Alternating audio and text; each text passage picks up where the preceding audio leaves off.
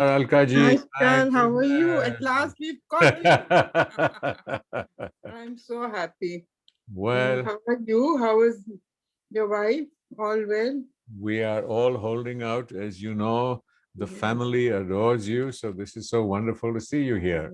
Yeah. And this subject, so many people are wanting to hear about it. Oh my goodness. I hope I have something meaningful to say. It makes Of me very course, of course.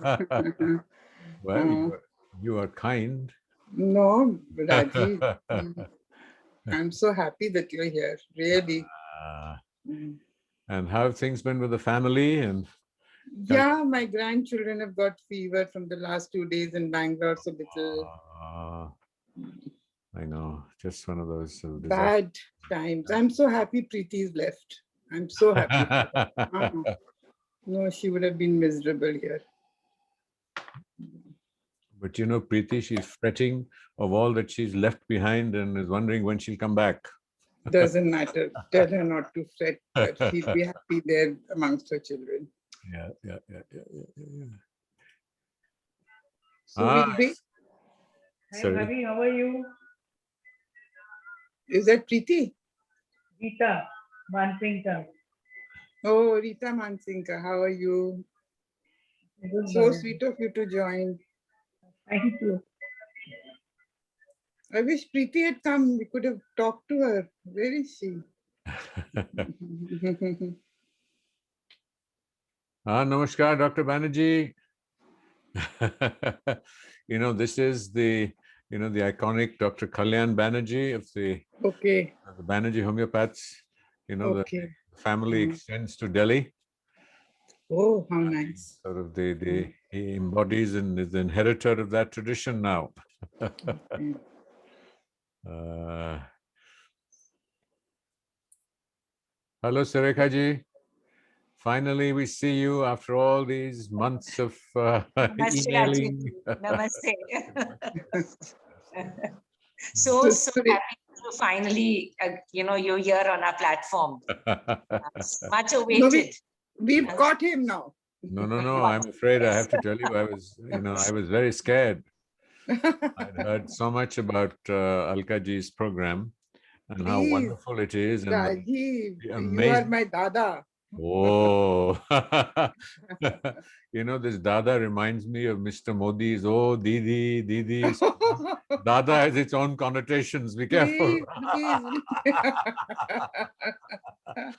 Political is the least we want to talk about. Politics. We are all flying spiritually. uh,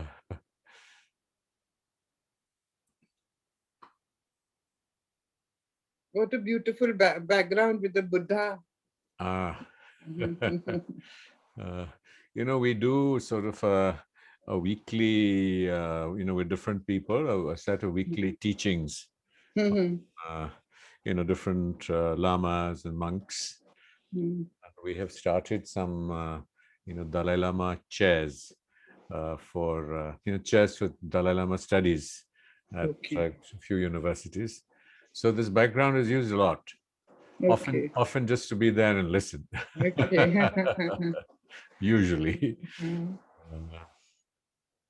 How is the line, His Holiness?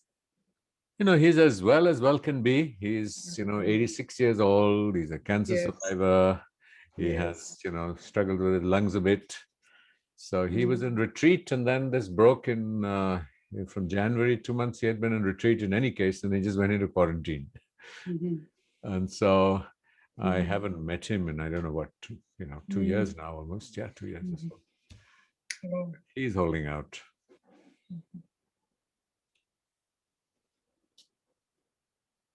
still 5 minutes to go nearly. And yeah, does your community follow Indian Standard Time? That's $1 million question. Make it a million rupees at least, or not even a million crores. Very few people at the moment, only 12. But a lot have said they're going to come. Don't worry. Mm. Just you are enough. Thank you. Thank you.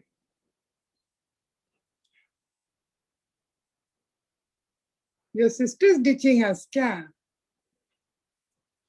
I have no idea. She's more your friend.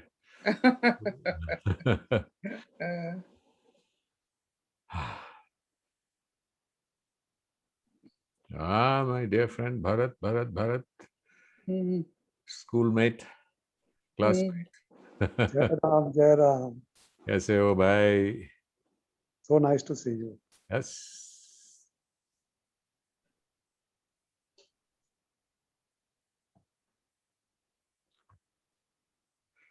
So Alka ji, have you been running this program every week? How does it? No, recently we were a bit slow, Uh-huh. but because people were fed up with Zooms, but now we started again because of the lockdown, they have nothing to do. We have ongoing Gita class, we have a spiritual class of Upanishad by Amlaji. Those are ongoing every week. So Okay, people have okay. joined in. Mm-hmm, And then the speakers, like anybody who wants to speak, we have 15 days mein ek ya do. Ab like Sunday, we are having something on homeopathy. She Oh. says it's amazing. I heard her. Mm-hmm. She convinces you there's one pack a kit which she gives which prevents from getting COVID, and there's one kit when you have COVID you take it. So she is going to talk on Sunday. Let's see how many people agree to it. I too agreed and got the kits already.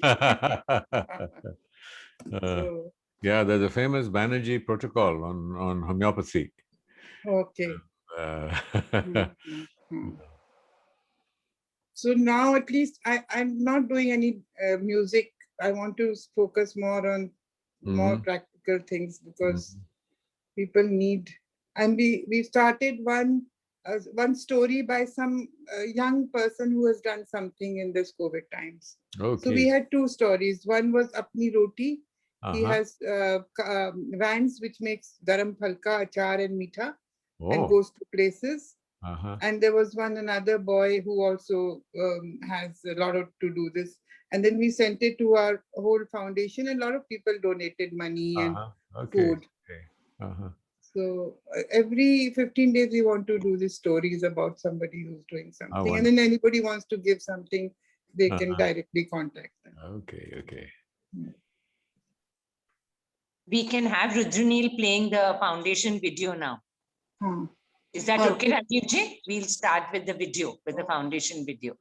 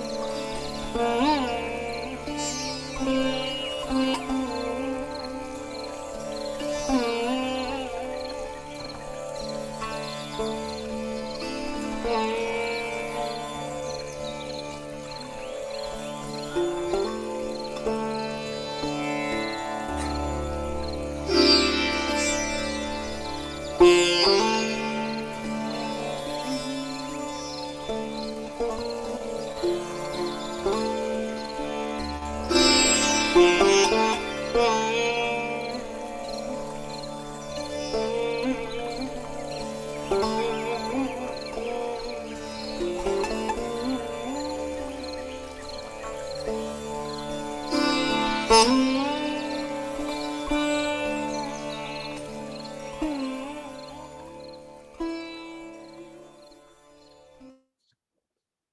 good evening, friends, and a very warm welcome to the Alka Jalan Foundation's presentation for this evening.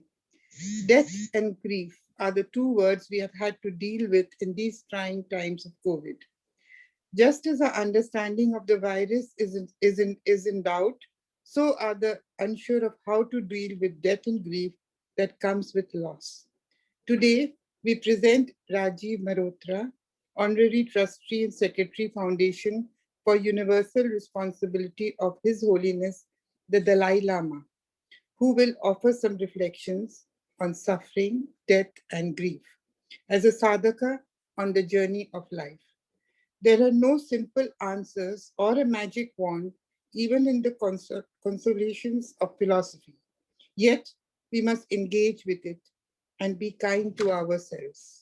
So come, join us as we reflect on this. Thank you, Rajiv Bhai, for sparing the time to share your vast experience and knowledge. Namaste. Thank you, Alka ji. Namaskar, pranams to all our fellow travelers who have joined us this evening on what I can only with deep humility describe some reflections on suffering, death, grief, and COVID in these extremely challenging times. Well more than 20 years ago, when my mother was dying, it was the first sort of significant death that was unfolding in around me in the family, and I was devastated. And so I had been to see His Holiness, and I've been a student of his for a long time, and I started weeping. I said, my mother is dying.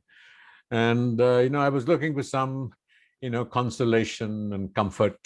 Everything will be okay. Don't worry. I will pray. Why don't you pray? And instead, he sort of held my hand and gently looked at me and said, meditate on death. And I thought that at that time, that was an extremely harsh thing to say to someone who was devastated at the prospect of his mother dying, or, that it was imminent.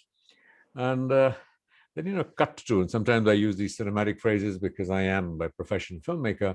And I was doing a film on a very famous spiritual teacher in the South. And so, work had to go on for a while at least. And so I was filming. And I didn't know him very well at that time. It was still early days. And so he came, before the crowd, and he looked at me and said, I've been expecting you. And he used my name and said, I know why you're here and what troubles you. You're deeply distraught over your mother's health. And he materialized and produced some vibhuti. And I came back to Delhi with that vibhuti, sort of feeling far more hopeful in some senses than the directions of my guru. And so I was, I used to mix the vibhuti in water and give it in tablespoons to my mother. Well, as the months passed by, I realized that it was the Dalai Lama's advice to confront and engage with the true nature of reality instead of the consolations that we are often presented, and so I began this journey of trying to meditate on death. And how far I've been successful is really another story that I often tell about my teacher.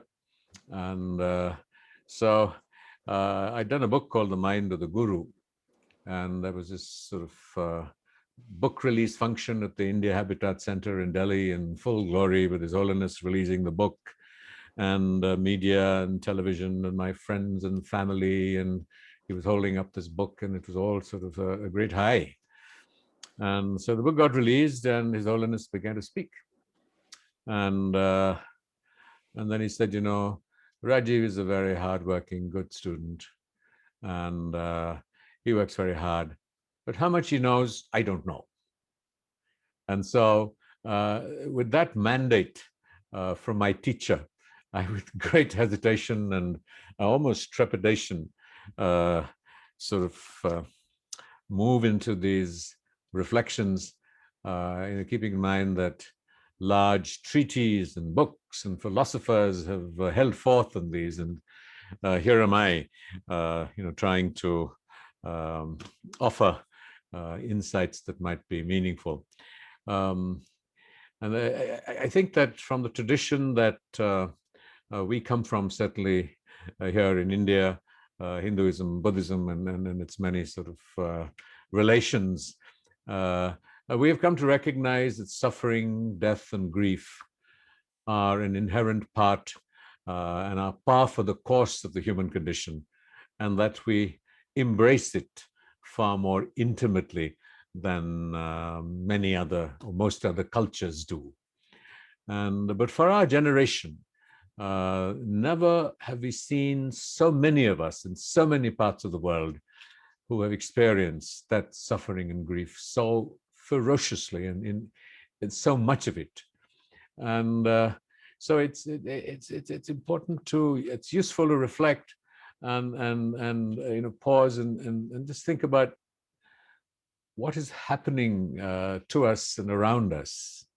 And so many people are dying, separated from their loved ones.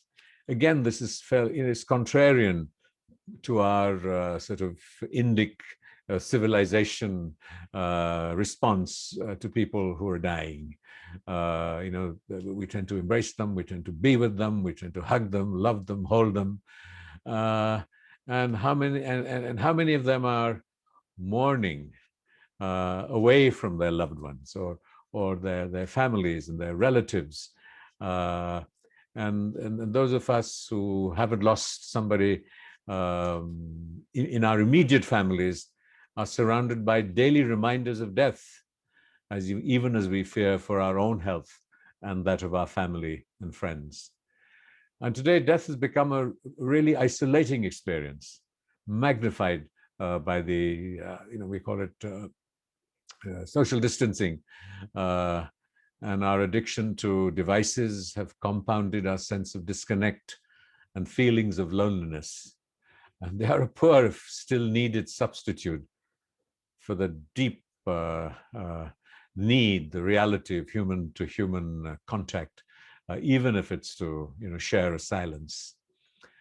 And in India in recent months, it has been even more wrenching that when we lose a loved one, it's so much worse if we know of their pain at the end of their lives, sort of in stretchers outside hospitals, gasping for oxygen, or in a hospital where oxygen runs out and you just die.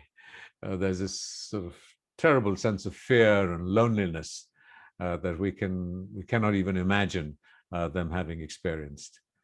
And many of us, I sometimes do, almost experience a survivor's guilt when I see so many people suffering and dying, and then recognizing that virus is transmitted by close contact, and that people who I love dearly, and I am vulnerable to proximity and the virus by being close to them.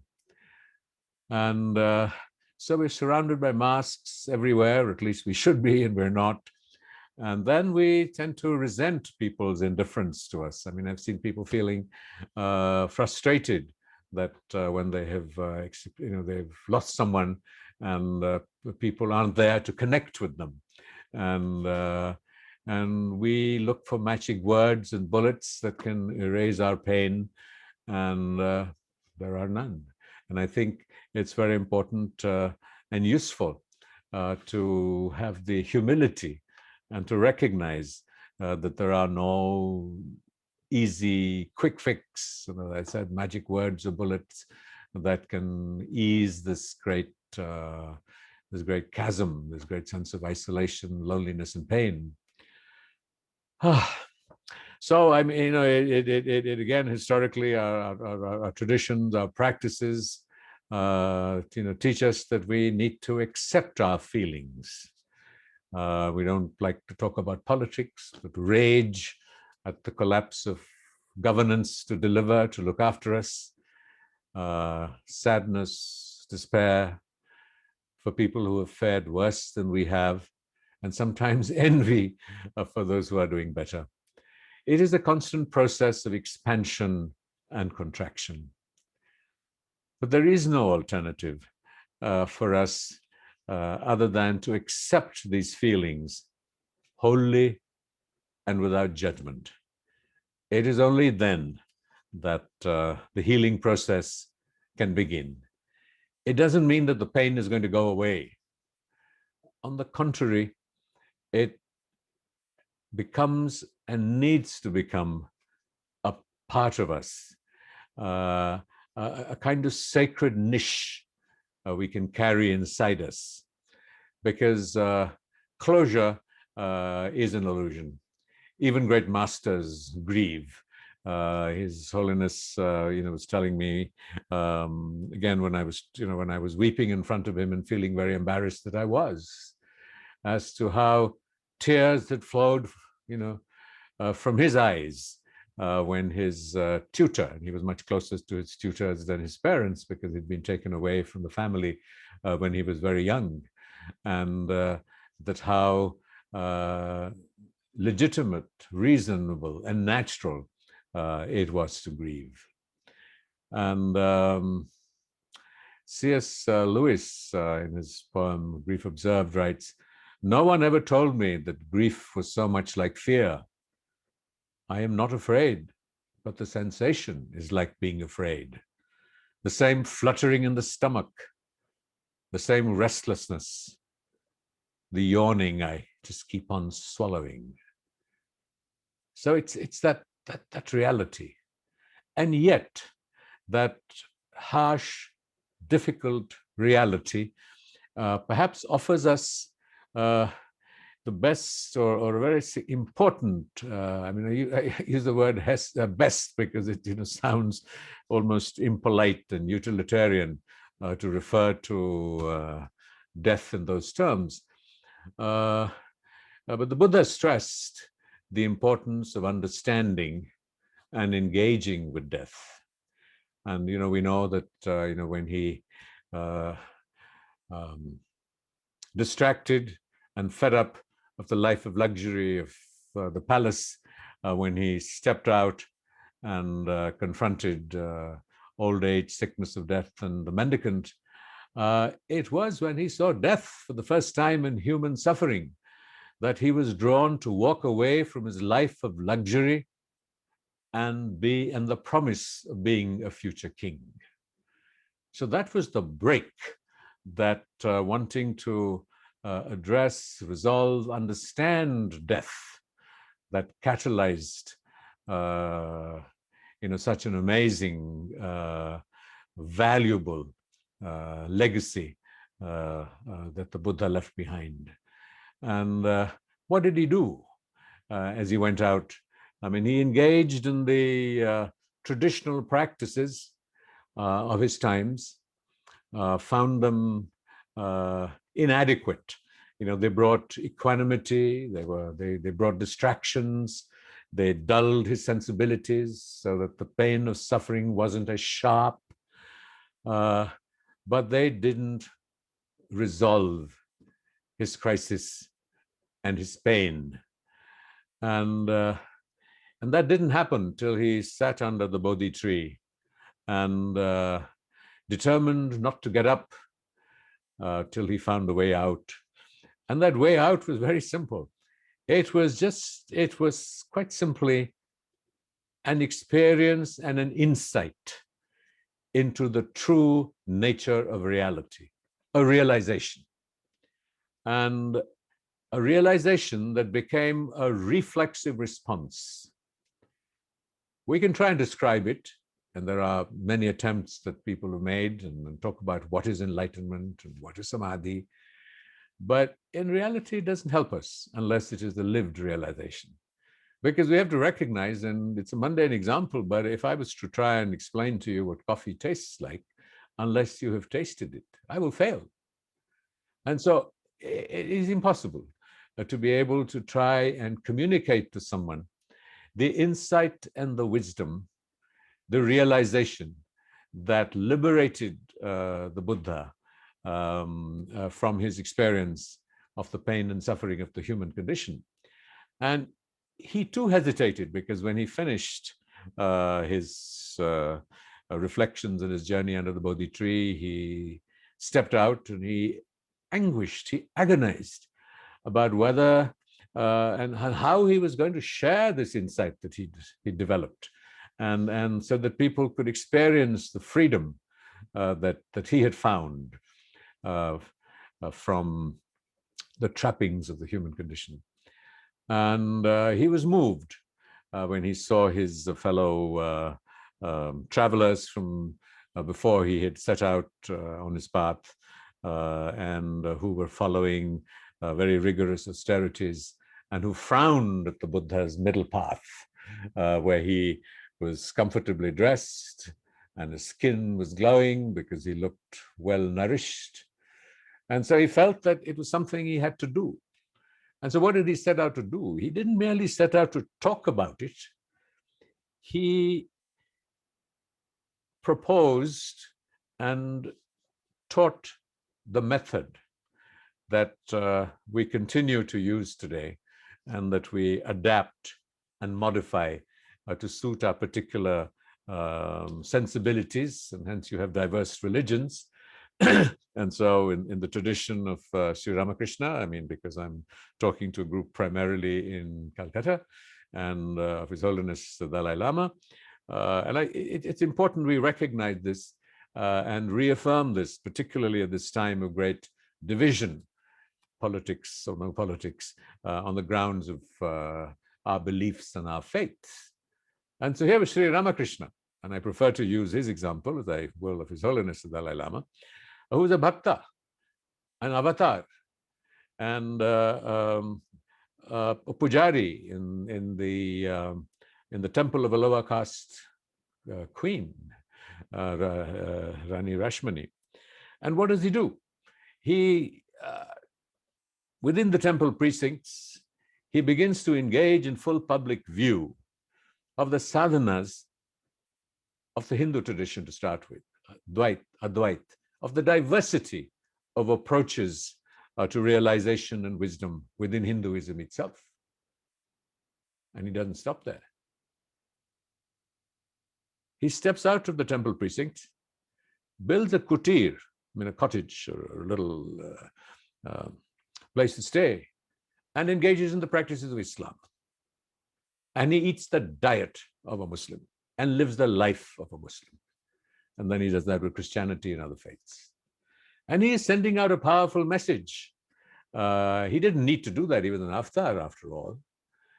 And he did it because he really wanted to let us know that each one of us needs a different mental diet, and that we should respect those diversity of diets, and that they each lead to a realization, to an experience of reality that will, I was going to say release, but I mean, that may be too far an aspiration for someone like me anyway, but diminish or soften the hard edge of reality. And so even as I share these perspectives with you, it is with deep respect and recognition for that diversity, and that this is not the only approach.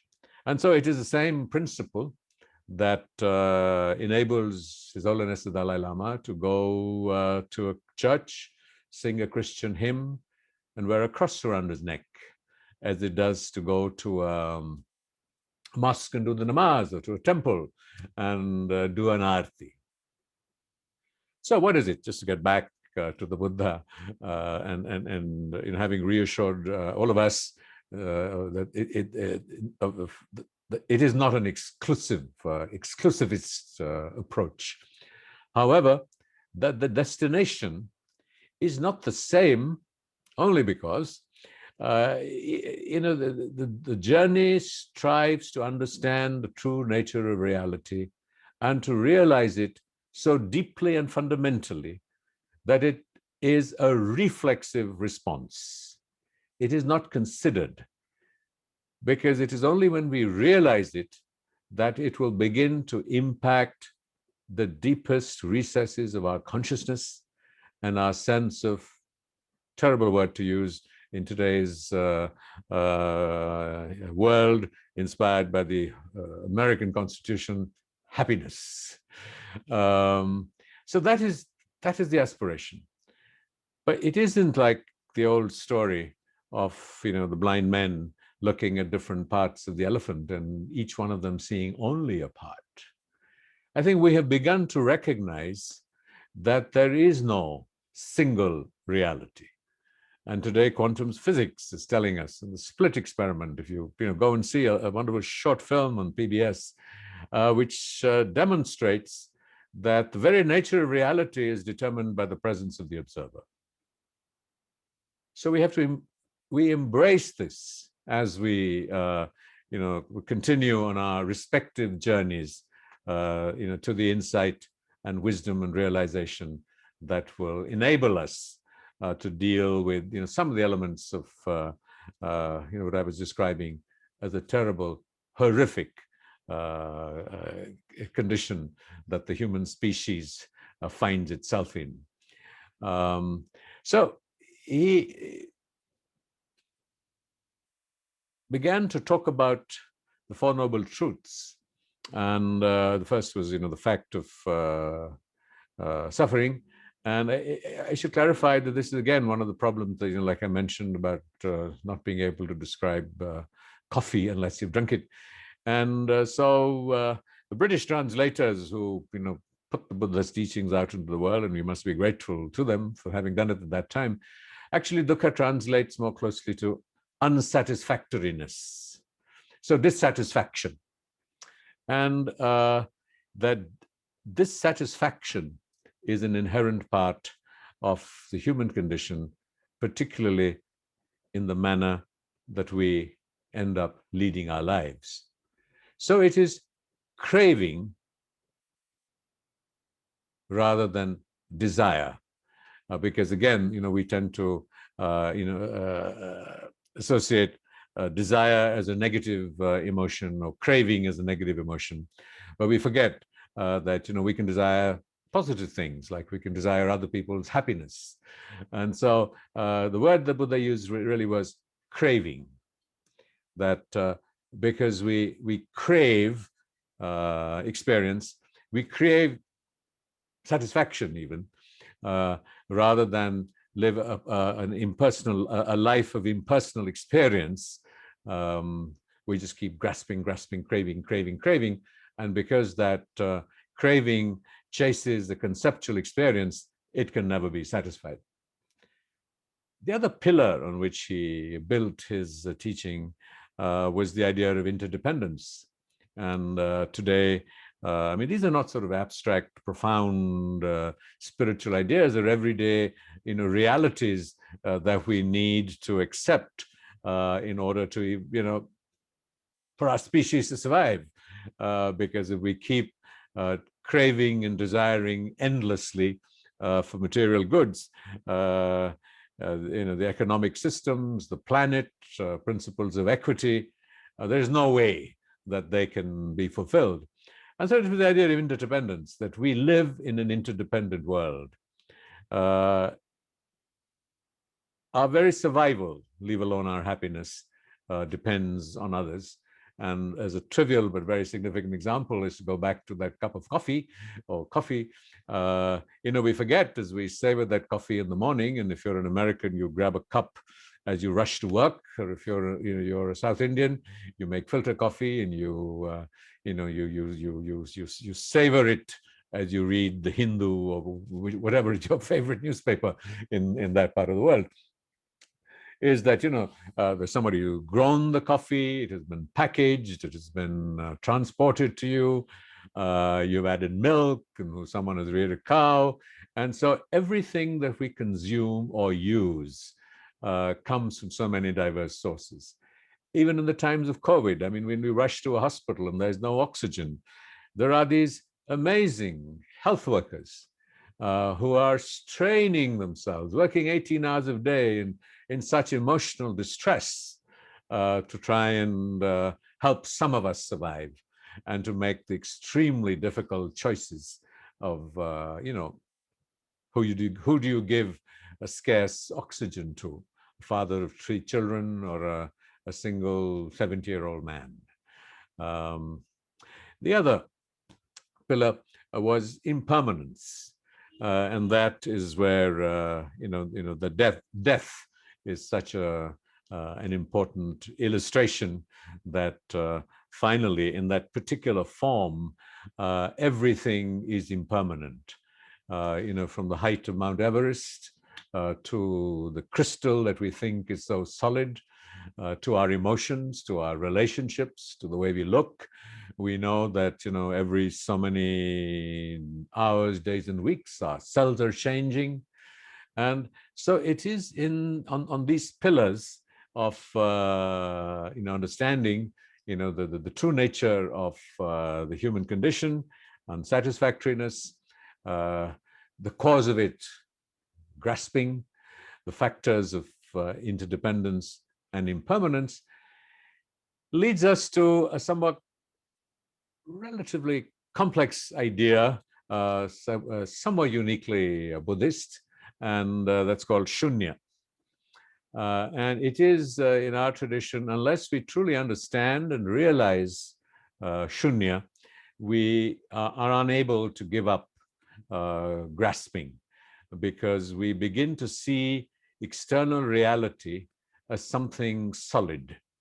So while it is independent, it is impermanent, and it is unsatisfactory, it is also existent on causes and conditions. And I will just come to brief sort of reference to karma, because after all, the doctrine of karma has to do with causes and conditions, and is also the basis of modern science, except that we tend to extend this and not just say every cause has an equal and opposite effect, but to talk about causes and conditions and the matrix they create. And in Buddhist scriptures, there is a famous dialogue. I'm going to take those extra 2 minutes in the brief time that I have to just recount that, because I think it captures a complex idea very vividly. And this was between King Milinda and Thera Nagasena. And the latter was trying to explain to the king this law of shunyata, or interdependence. And the king wasn't getting it. Not surprising, because I'm barely getting it, and I've been trying for decades. And so he asked the king as to how he had come to see him, whether on foot or on riding. And Your Majesty said, if you came in a chariot, declare to me, tell me, what is the chariot? Is the pole the chariot? Truly not, said the king. Is the axle the chariot? Truly not, said the king. Is the chariot body the chariot? No. Is the yoke the chariot? Of course not. Are the reins the chariot? No. Is the goading stick the chariot? Of course not. Where then, O king, he asked, is this chariot in which you seem you came? You are a mighty king of all the continent of India, and yet you speak a lie when you say there is no chariot. Because the sheer analysis tells us that the chariot is actually a composite of several elements. The chariot itself is not an independent entity.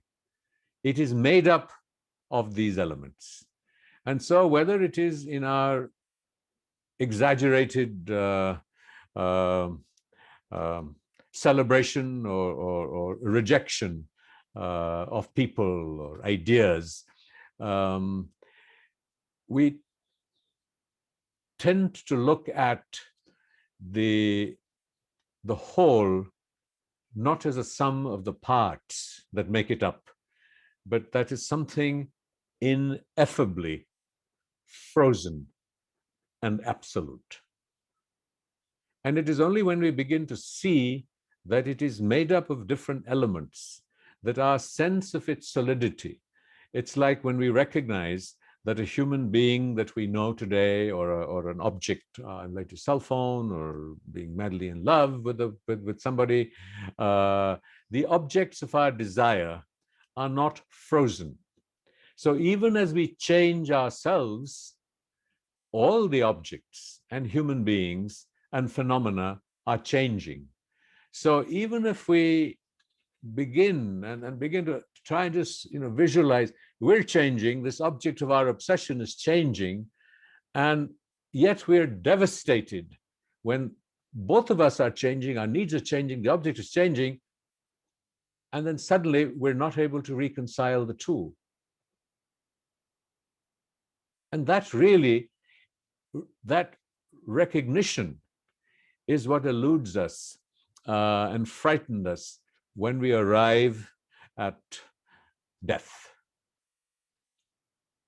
and the dissolution of the elements of that life.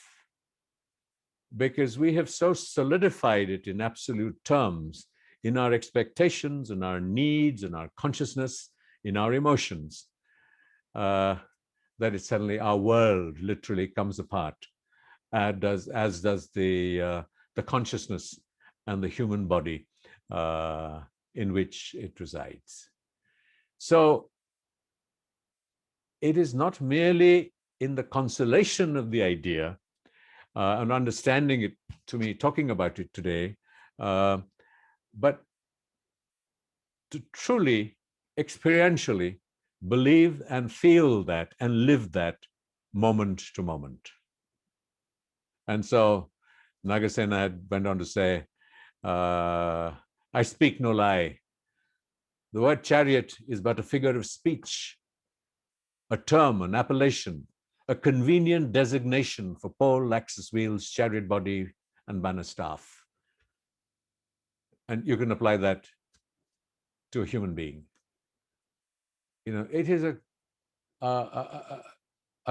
composite of many elements. It could be, you could talk about consciousness, you could talk about emotions, you could talk about human body, and then you say about the body, what happens if there's somebody without an arm, which parts of the human body actually define it.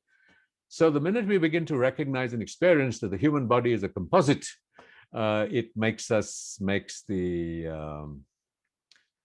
death a little easier to process and understand. And this applies equally, not just to the exterior, the other human being who dies, but also our experience of ourselves. So Rajiv, a name, a title. I too am made up of these parts, of these many parts. And they are mere names and terms, not corresponding to anything that is really and actually existing independently. So in the ultimate sense, there exist only changing energies and entities. And this refers not only to matter, but also to properties of matter and to the properties of the mind. And which is why our mind and our emotions keep changing. So today, someone, we are madly devoted to or obsessed by, something happens and the next day we're not. And we think something or somebody is madly desirable and we're willing to die for it. And something else happens and we begin to see them as evil and ugly. And so it was really what we were perceiving and seeing and treating as our reality that we have held on to. And the great challenge that comes when we are engaging in this process of reality and in human form and the human condition, death is the ultimate reality. And then, I mean, whether you believe in Atman that lives on, or you believe, as we do, subtle mind, and I will come to that if time permits, is a great deal is fear, because suddenly we are so comfortable with the tangible, the what we believe is constant, that the very idea of it ceasing to exist, and actually, it's not ceasing to exist; it's just dismantling. But in our experience, it is just ceasing to exist. Person dies, bang, it's gone, or he or she is gone. And but at the same time, that we are also being trained to reject fear, and that fear is something terrible, and I experience fear, and so I should do what I can to eliminate fear, and to substitute it by, I don't know what, bravery, or whatever the antidote or the antonym for fear is. And yet we know, and we know the flight and fright response, we know that fear is essential to our existence. And if we didn't fear the fact that smoking may cause cancer and we would die, we would probably keep smoking. So it is our relationship to fear that that is important. And another very sort of valuable, very important learning that I had. My first teacher was, and I received a Diksha from Swami Ranganathananda, who was later the president of the Ramakrishna Mission. And I remember that in my first meetings with him, I was led into his room. I must have been in my teens, and I was experiencing a great deal of fear about everything in my life. And he just sat on his chair while I sat on the floor and held my gaze. And I don't know how long it was. It felt like 15 minutes. But when it was over, he just said, "Fear, not fear." And it has been one of the most powerful teachings that have continued to resonate in my life. And a little aside, because when I was talking about the celebration of diversity, one of the great joys of my life, one of the greatest joys of my life, that my first teacher and subsequent teachers, His Holiness the Dalai Lama, became very good friends. And His Holiness traveled went to Belur Math, Swamiji went to Dharamsala. And so I had this great joy of having two teachers, my first root teacher, and then, of course, the teacher whose ideas have sort of dominated and guide my life. So what does this terror of fear, the terrible fear of death, do to us? And particularly when death has happened and we experience loss. And while I will focus mostly on death and grieving the loss of another human being, this can equally apply to the loss of a relationship, to the loss of a job, to a loss of one's identity. So it's not limited exclusively, but this is the context that so completely overwhelms us.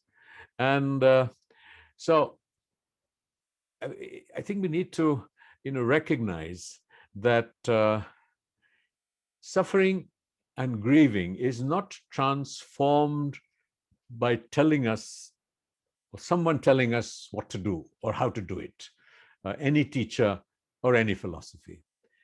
Like the process of realization, we have to do it ourselves. And which is why that vibhuti didn't work. And the vibhuti that I received could work, but it would depend on me, aspects of my faith, my determination, or other elements, which this really isn't, the context to pursue. And so we have to do the work ourselves. in the journey of life.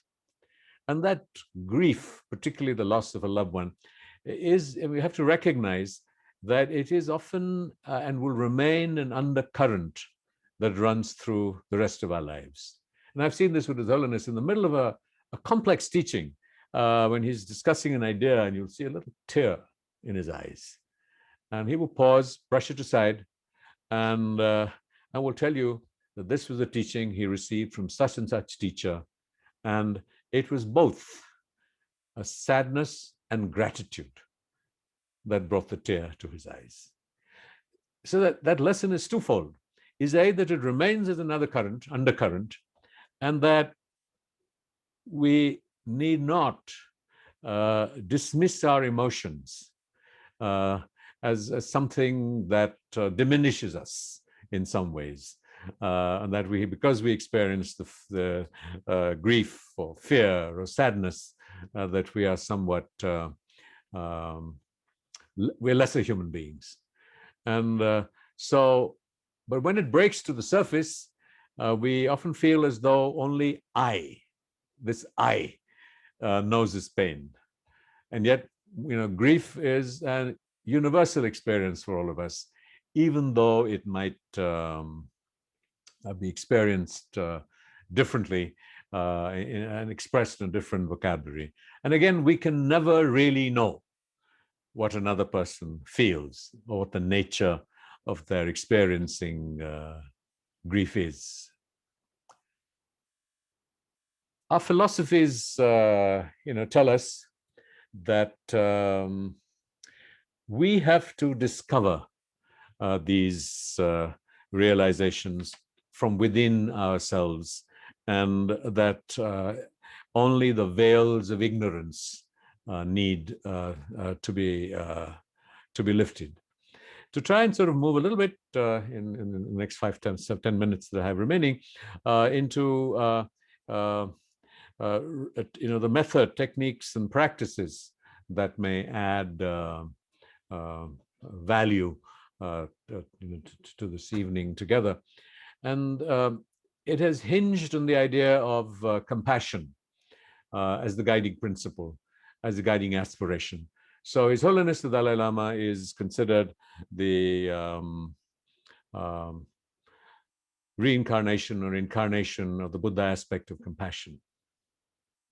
And so why is compassion so important, or altruism, or love? I mean, the different words, and as I mentioned to you, that every word, English word that we use for a complex, subtle experience like this that draws on our traditions is imperfect and incomplete.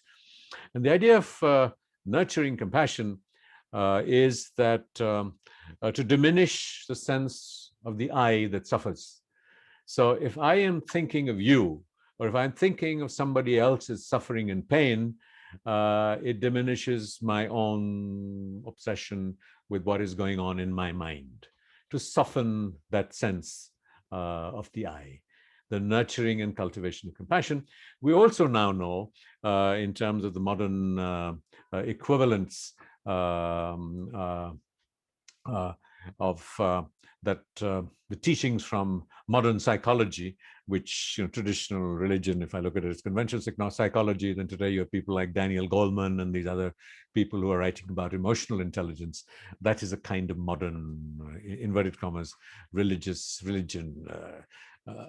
Rather a poor comparison, but suffice it for now, is that when they have interviewed people who are psychologically distressed, who are grieving, or are suffering from depression, there is a frequent use of the word I, me, mine.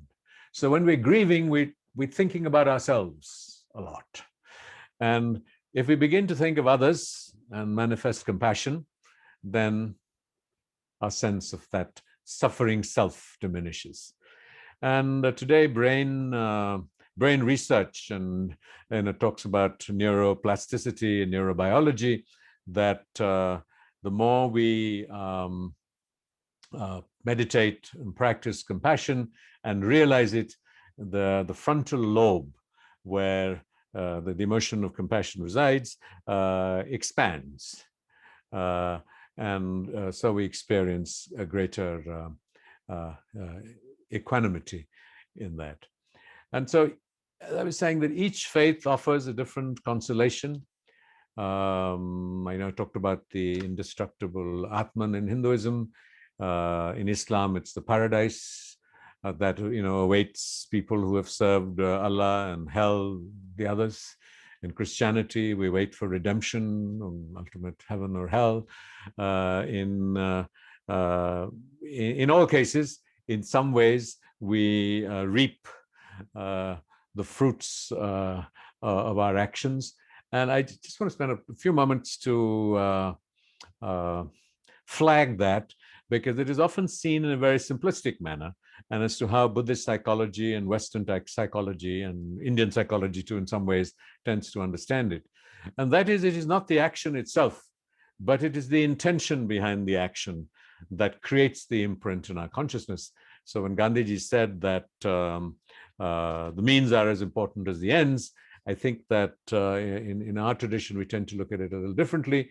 So for example, if there was a riot and I had a family of a particular tradition in my house, and the other people from the outside came and wanted to claim him, and I said, he isn't here, that intention would lead to a positive imprint in my consciousness. And it is a sum total of these impressions, sort of like, the nature-nurture debate.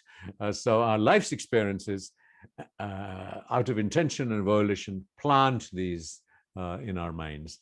And so the aspiration of meditation or practice is really to consciously feed to the brain a different set of ideas and a mental diet that will transform our experience.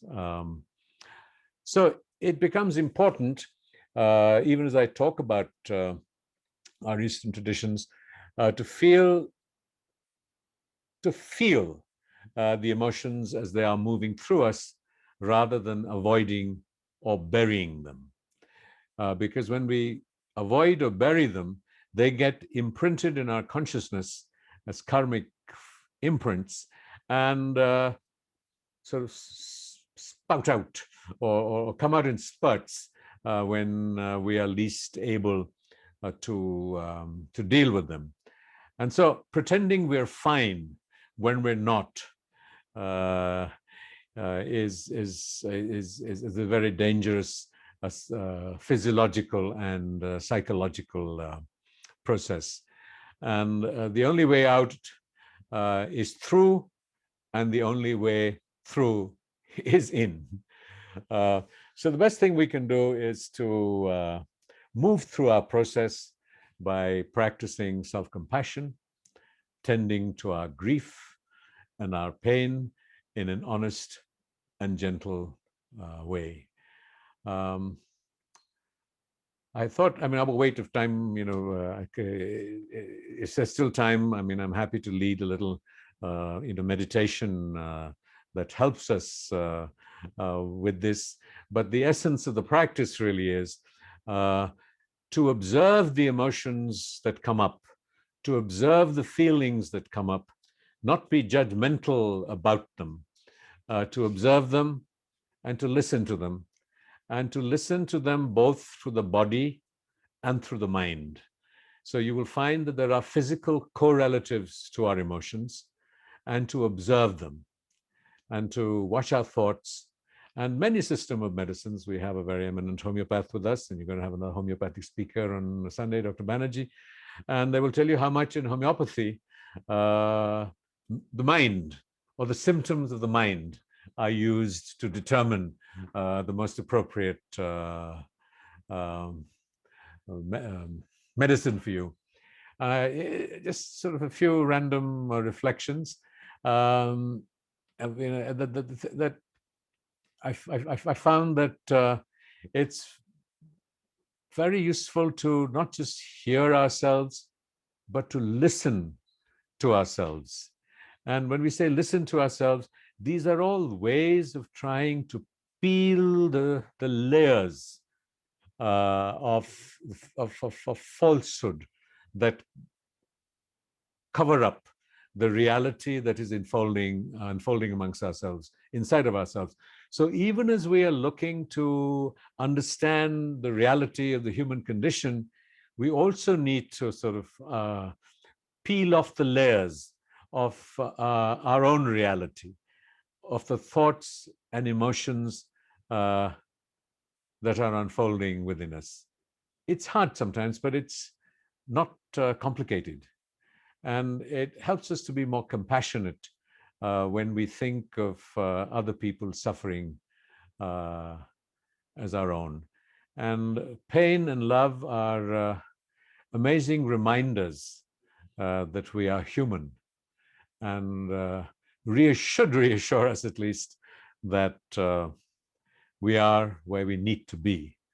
And the most powerful antidote that I have experienced myself in my pursuit of self-compassion is to think of the loved one we have lost, or the aspect of us that we have lost, and what would they say to us if they were here right now. And I just want to sort of pause, and with that pause wind up and ask that we just reflect on this for a few moments, that what if the person who we miss most dearly at this time were here with us, and what would they say?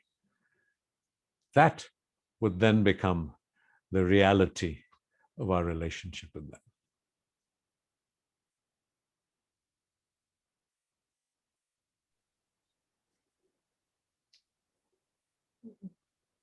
What a thought. What a thought.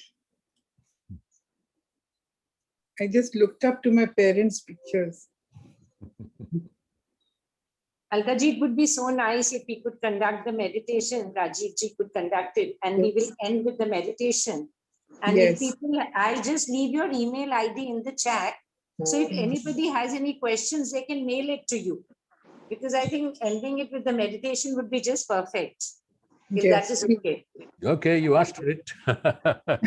Please, we demand it. Oh, I'm happy. Rajiv ji, Mrs. Darshan Shah has posted 3 questions. I have messaged them directly to you. We can email it. We can email it because that will go beyond this the session.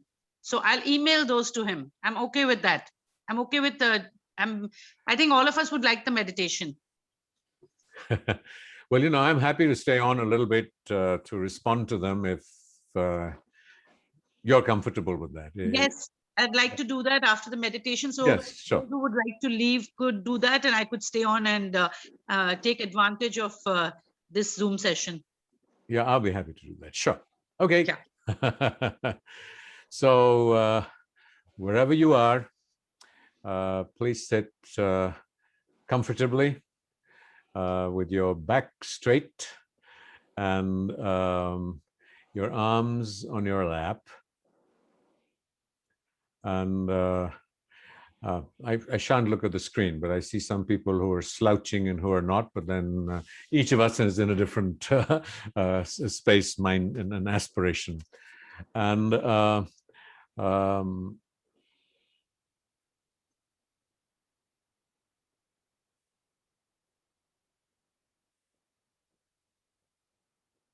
silence is strategic to enable you to settle in to wherever you're sitting.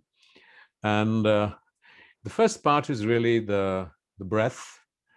And I will just describe what you have to do rather than lead you in through it, so that my voice doesn't intrude into your experience. And so, you need to take 3 deep breaths. Don't take them yet. And you take a normal breath.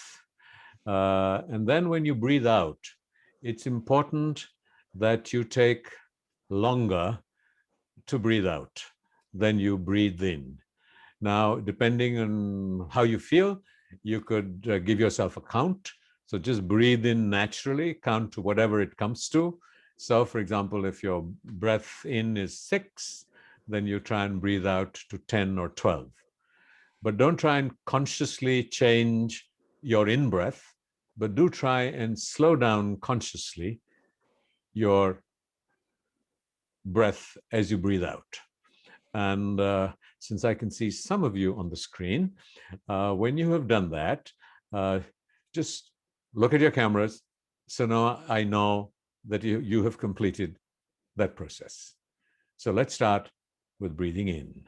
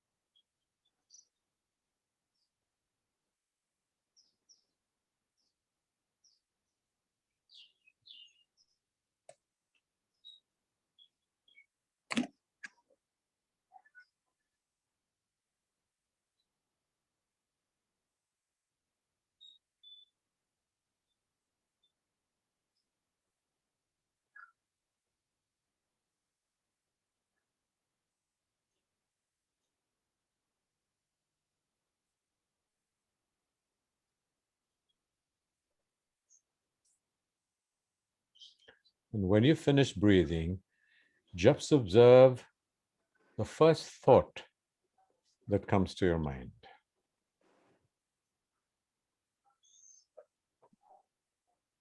And then the second. Observe, don't comment. It's not good. It's not bad. It's just a thought.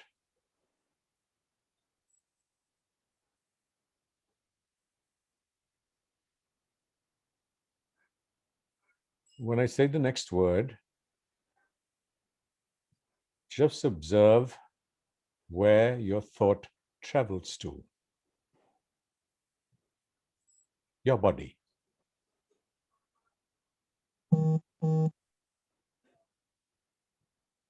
Just observe which part of the body it traveled to. What is the sensation there?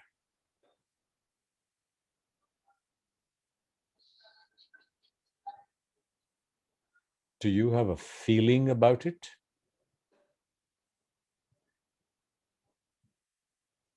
Pleasant, unpleasant, good, bad?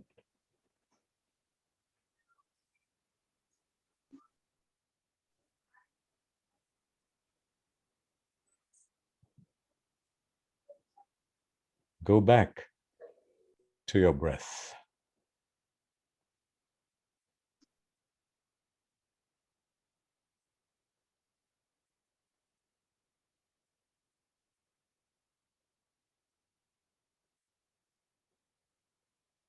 Each time I say a word, just direct your attention to whatever comes up and observe. What emotion are you feeling?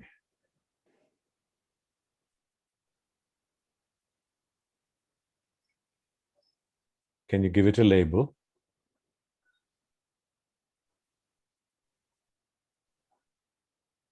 Fear, sadness, joy.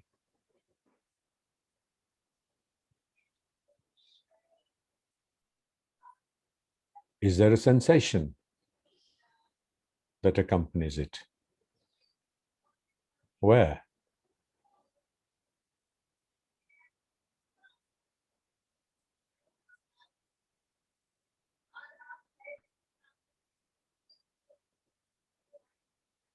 Return to your breath.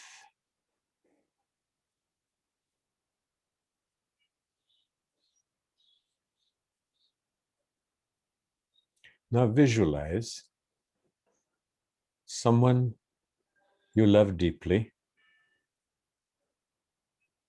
who has departed.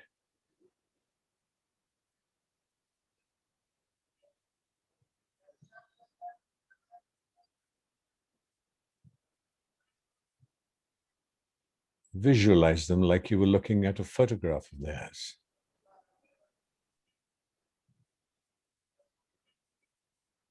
And suddenly, the being in that photograph becomes real.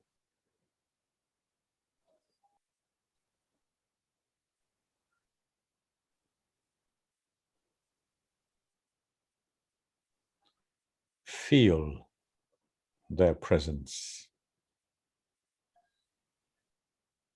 If it was someone very close, husband, wife, child, mother, father, lover.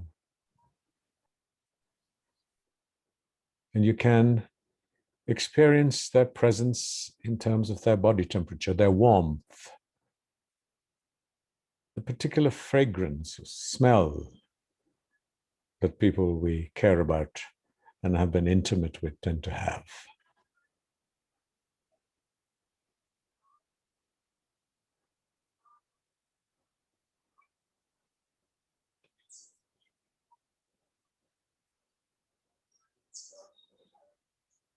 Try not to analyze or consciously direct what comes up for you. Try to just let it come up and stay with it. It might be unpleasant. It doesn't matter.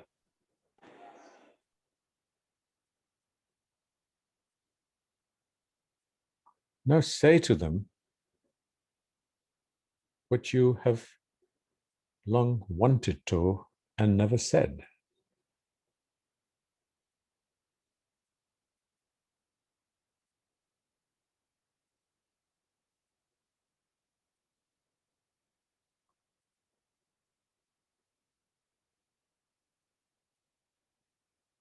Have them say what you would have wanted them to say, not what they might have said.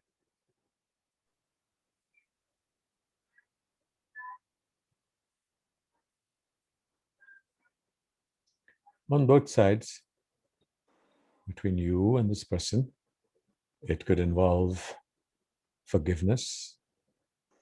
It could involve an expression of love, of resentment. Why did you die and leave me? Or anything that comes up for you. And we will just hold that for a few seconds.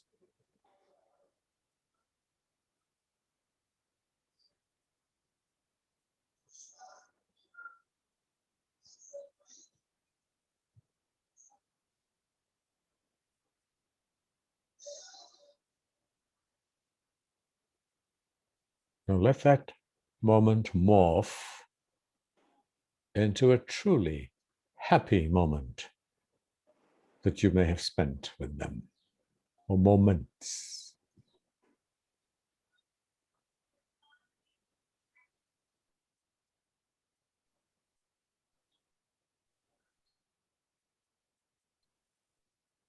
Relive the happiness and the fun times.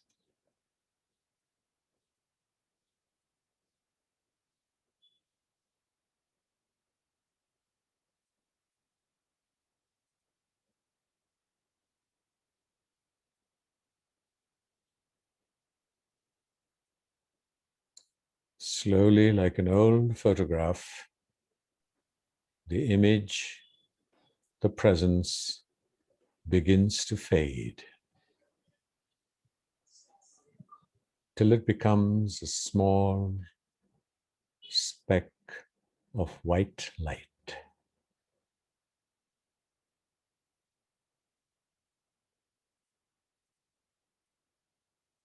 Try just observing it, not grasping it, not holding on to it, just watching it become a small speck of light.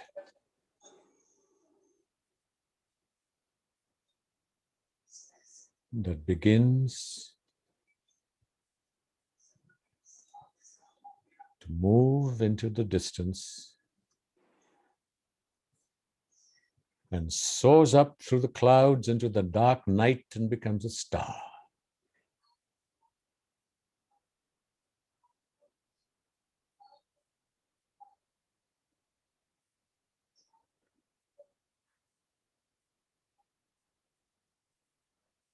Just stay with what you feel.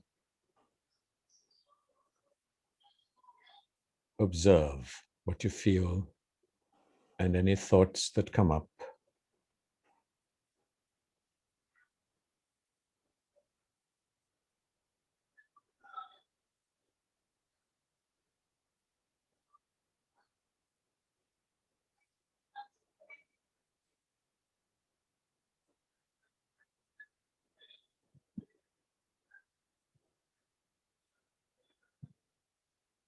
Just let it all be and open your eyes and come back from that reality to this one.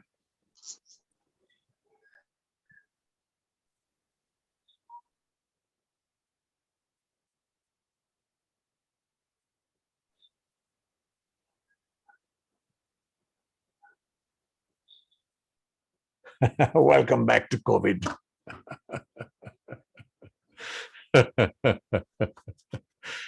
I'm afraid that is our reality today.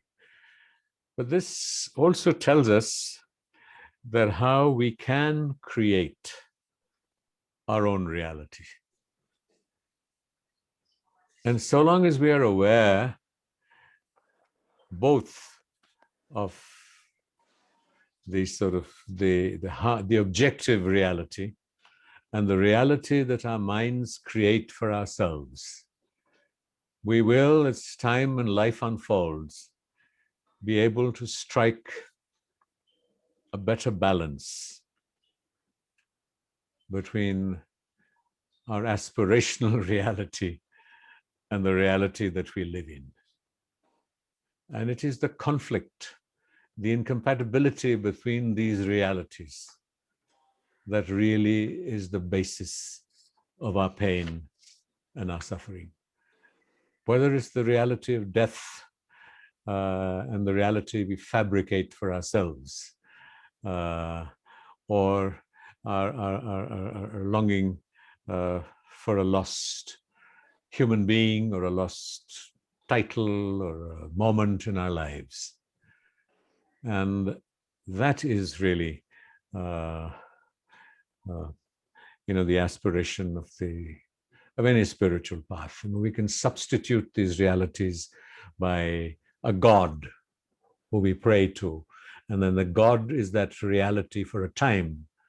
And then we come back to our experiential reality. So depending on the path we follow, we find alternative realities to console and reassure us. But so long as we begin to mistake any reality to be absolute and final, and not the fact that we, as the observers, determine what we choose to see and experience. And as we sort of go forth into COVID, there is also the reality in COVID of the amazing human stories of people who are coming up and out of their closets and of their safe spaces to reach out and to make a difference in other people's lives. I mean, we in the colony we live in Delhi, the Sikh community, and have been absolutely amazing. I mean, we've had oxygen langars, and people, families who are in our community who are, sending out messages and say, "Do you need a meal? Can I cook you a meal and send it to you? Tell me, what your eating preferences are." So, I mean, we can either just look at death, but we can also look at compassion and love that this time is manifesting. So just send out a prayer that, ultimately, I think, the suffering of those around us so overwhelms us. And we need to recognize that really there is nothing to say. There's no explanation. It is just to be with it, whether to be with our own suffering or when there is someone we care about and who we want to help. I mean, we're always looking, for the right things to say. And there's I don't know how many of you have heard of Elizabeth Kubler-Ross. She's this amazing woman who did pioneering work in terms of Western psychology in documenting different stages of dying and grieving. And so that, these are processes that we have to go through. And there is her co-author was a chap called David Kessler. And when I was reading around this, I just wanted to throw this out as to sometimes instead of just being there for people, we are struggling for the right thing to say, as if there was a right thing to say. It can only be an expression of a heart that truly connects with that person suffering. And so you just give 3 examples, and I'm going to end with that as the sort of practical feedback as to, how do we handle this. And so the research has shown, and this is so revealing, that the 3 things that people who are struggling most want to hear, whatever empirical data is worth, but this is the documentation, and that is they want to hear, I'm so sorry for your loss. I wish I had the right words to say how much I care. I don't know how you feel.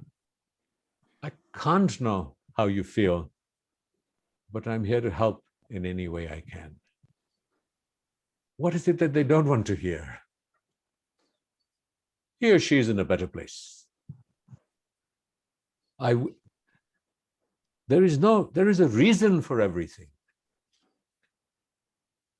It's been a long time. You need to move on with your life. I know how you feel. I've been through it myself.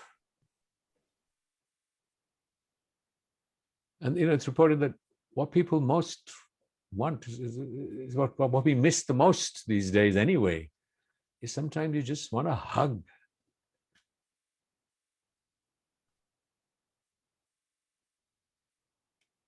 And just that touch.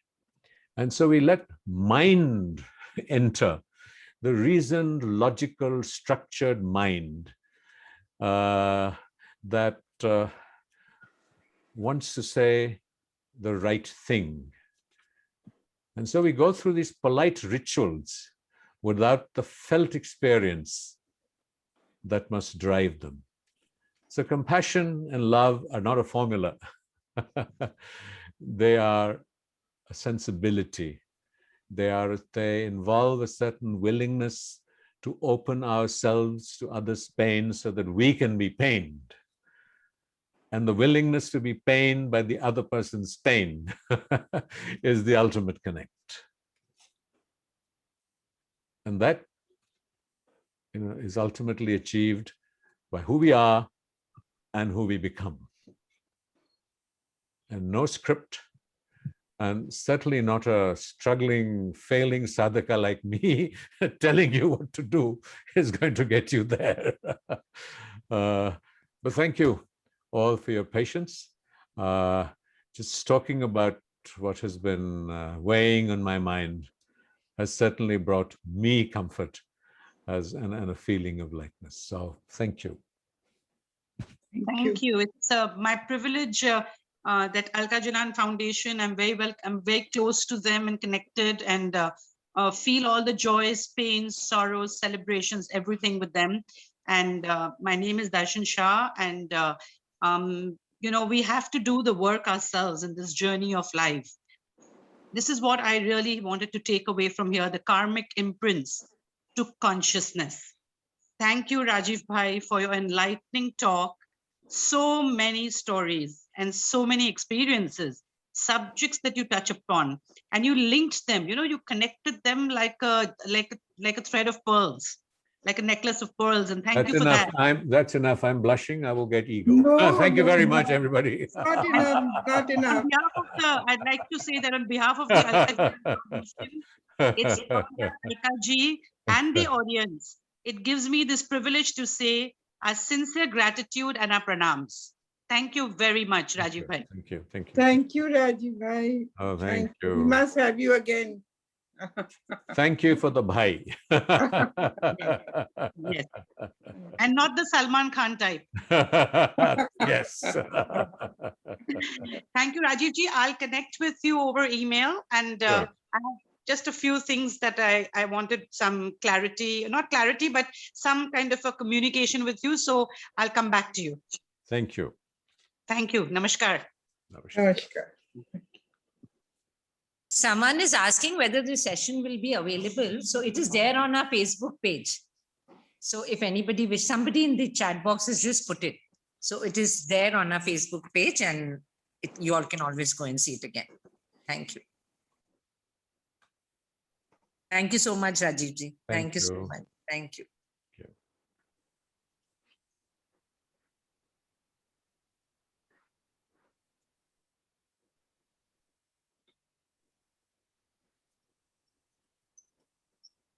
Preeti, I can still see you there.